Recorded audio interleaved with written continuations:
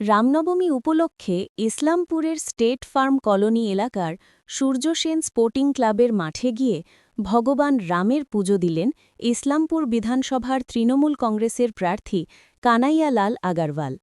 বৃহস্পতিবার রামনবমীর দিন সকালে সূর্য সেন স্পোর্টিং ক্লাবে বিশ্ব হিন্দু পরিষদের উদ্যোগে আয়োজিত পূজার অনুষ্ঠানে উপস্থিত হন তিনি। সেখানে ভগবান রামের মূর্তির সামনে পুজো দিয়ে এলাকার মানুষের শান্তি ও মঙ্গল কামনা করেন। এদিন ক্লাবের সদস্য ও বিশ্ব হিন্দু পরিষদ কর্মী সমর্থকরা ছাড়াও স্থানীয় বাসিন্দারা অনুষ্ঠানে উপস্থিত ছিলেন। পুজোর পাশাপাশি এলাকার মানুষদের সঙ্গে শুভেচ্ছা বিনিময় করেন তৃণমূল প্রার্থী কানাইয়ালাল আগারওয়াল। রামনবমী উপলক্ষে ইসলামপুর শহরে বিশাল ধর্মীয় শোভাযাত্রার আয়োজন করা হয়েছে।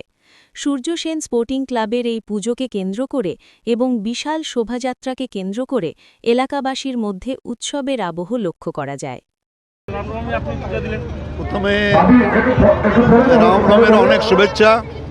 ইসলামপুরে গোটা দেশে দ্বিতীয় বৃহত্তম শোভাযাত্রা হয়, আমাদের কাছে গর্বের ব্যাপার।